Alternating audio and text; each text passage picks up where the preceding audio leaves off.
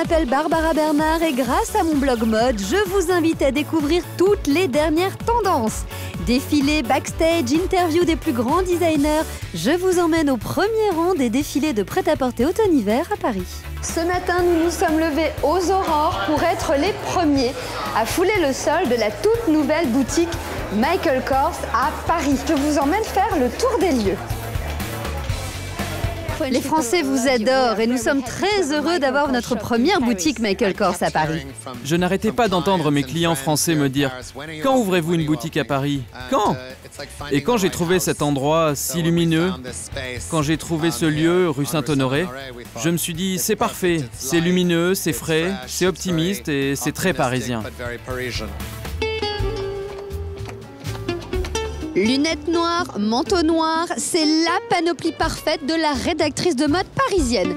Allez, j'enlève mes lunettes pour vous annoncer qu'ici, dans quelques secondes, au lycée Carnot, va avoir lieu le show Kenzo. Qu'est-ce qu'Antonio Maras nous a réservé cette fois-ci? De l'ethnique chic ou alors a-t-il cassé les codes? La réponse tout de suite.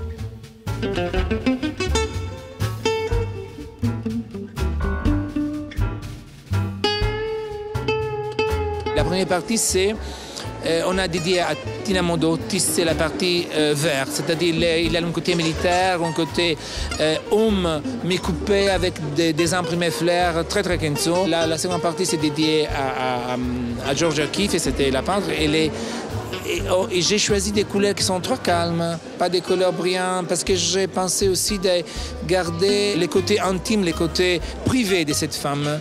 Et alors, j'ai commencé à travailler avec un côté aussi pour Frida Kahlo. J'ai pensé à les noirs, au bordeaux. Et pour la première fois, chez Kenzo, on a des noirs. On a des passages qui sont... Non, c'est pas un scoop, mais pour nous, c'est un peu bizarre. Je pensais que c'était intéressant dans ces moments d'amener quelque chose qui soit vraiment une rupture par rapport aux autres saisons.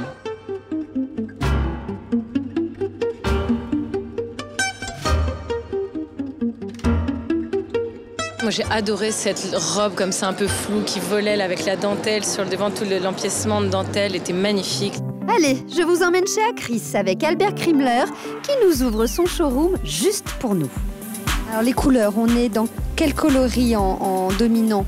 Je trouve surtout les tons nature, le vigogne, le mocha, puis il y a aussi ces tons du toit en cuivre qui est plutôt un pétrole, un ink. J'ai traité en daim.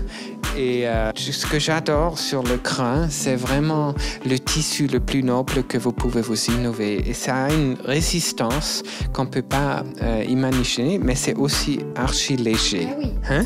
Vous voyez? Retenez bien son nom, Acris, Anna Wintour en est folle.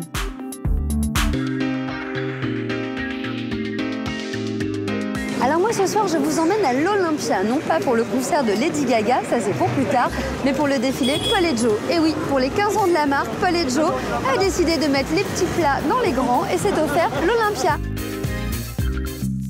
Une collection colorée, fleurie et gaie pour fêter les 15 ans de Paul et Joe dans la joie et la bonne humeur. Bon défilé!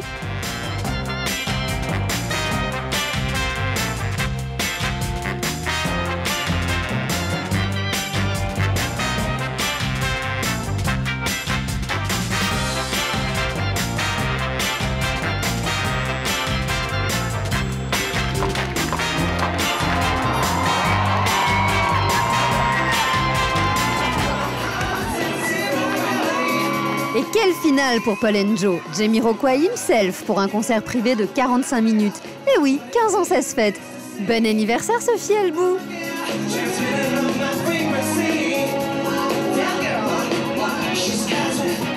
Que faut-il retenir de la tendance? Chez Kenzo, je vous propose un spécial accessoire. Les sacs dans le même imprimé que votre tenue et les boots cloutés en fourrure. Chez Paul & Joe, les combinaisons à fleurs, les robes à fleurs, les blouses à fleurs. Bref, des fleurs, des fleurs, des fleurs. Avec la veste en fourrure par-dessus, c'est le must de l'hiver prochain. Et bien voilà, la semaine de la mode, c'est terminé. Je voulais vous dire au revoir et vous offrir cette magnifique vue de la Tour Eiffel juste derrière moi. J'espère que vous vous êtes amusés, que vous en avez pris plein les yeux, que vous savez quoi mettre l'hiver prochain. Moi, je vous dis au revoir et à très bientôt sur Vivolta. Mouah.